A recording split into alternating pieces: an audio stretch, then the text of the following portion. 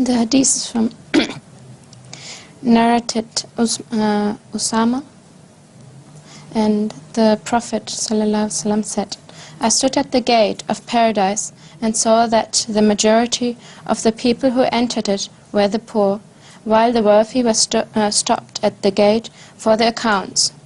But the companions of the fire were ordered to be taken to the fire. Then I stood at the gate of the fire and saw that the majority of those who entered it were women. Could Hazur kindly explain that? Please. Yeah, can I have the book?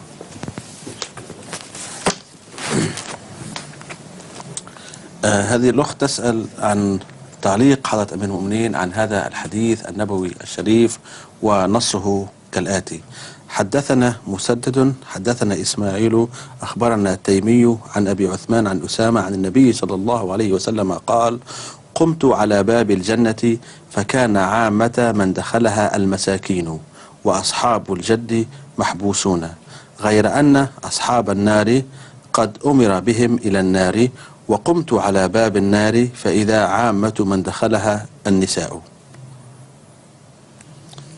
This is a tradition taken from Al-Bukhari, which is supposed to contain all the hadiths which are trustworthy, not from the point of view of their subject, but only from the point of view of the line of narration. If they are narrated by such people against whom the scholars have not taken objection, they are the best hadiths. But later work of the scholars on Bukhari itself has proved that although it may not have come to the notice of Hazrat Imam Bukhari, there were certainly some people among the narrators whose environment was suspicious. Some who could not have narrated this, and so on and so forth. So great work has been carried out by Muslim scholars on the line of narrations. Many ahadiths of Bukhari from that point of view have been injured by the latest research. But the most important thing which I find applicable to this situation is the subject matter. If the subject matter has an internal evidence that it has to be from the Quran and from the Holy Prophet, then whether the narrators are weak or strong, it's irrelevant. If the subject matter itself is suspicious, where somebody may have introduced his own views in the name of Muhammad Sallallahu Alaihi Wasallam, then the whole hadith will be questionable because of the internal conflict of the subject. You understand the point? I believe that this hadith is questionable from that point of view. Number one, for Rasulullah Sallallahu Alaihi Wasallam to say that I will be standing by the gate of hell is totally contradicted by the Holy Quran. It says that the people, the heavenly people, will not even hear the hissing of the hell, hissing sound of the hell, or whatever sound you describe it by, they will not hear it. So for Rasulullah Sallallahu Alaihi Wasallam to go and stand by the gate of the hell is absolutely unacceptable. Somebody must have been prejudiced against women, and as such he might have mentioned. Again, the contrast is not correct. The contrast is between modest people and those who are rich and big-headed. This is the normal contrast we find in the Quran, in the sayings of Jesus Christ, etc., and also in the hadith. People who are meek and humble as against those who are high-headed and thick-headed. So this contrast does not stand here. But in other ahadith, we find only the subject of women being in majority in the hell discussed completely in a different context.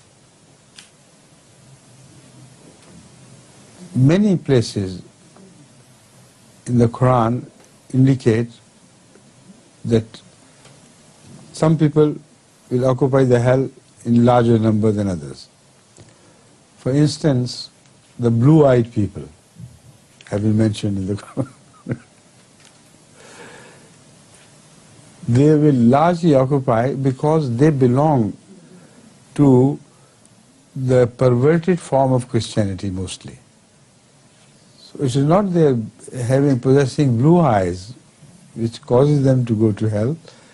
It is because mostly it will be the blue-eyed people who will follow the perverted form of Christianity. So sometimes the reason given seems to be different, but if you go deeper into it and search the background, you will find that the real reason is different. Similarly, when women are mentioned to overwhelm men in heaven, it is also mentioned there that because they are mostly ungrateful. And that reason is true. I have noticed this. Some women send me their complaints against their husbands. They have lived with them for 20 years or so and have benefited from whatever they earn and everything was first class. But when they married someone else, suddenly they forgot all that the benefits they had drawn from their marriage, all the goodness of the person, and began telling me the stories that this used to happen, this used to happen, this used to happen. This is sheer ingratitude.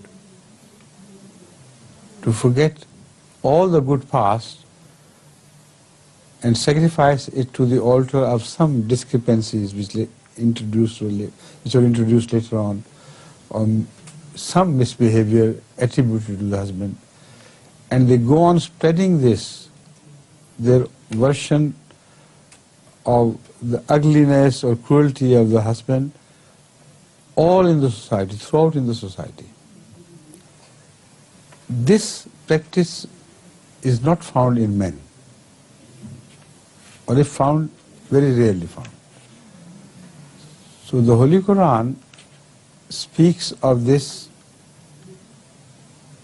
the gratitude to Allah, as an attitude which also be true in relation to mankind, in relation to parents. To be grateful is an attitude which continues. Whether the context changes or not, it does not matter. Now I draw your attention to the fact that the person who is ungrateful to Allah is the same as who is ungrateful to people. This was said by Ahmad sallallahu alaihi wasallam. Man yashkurin nasa, man lam yashkurin nasa, lam yashkurillah. Such people who do not show their gratitude to people, humans, Allah's servants, they are the ones who do not show their gratitude to Allah. So the ultimate reason is their being ungrateful to Allah.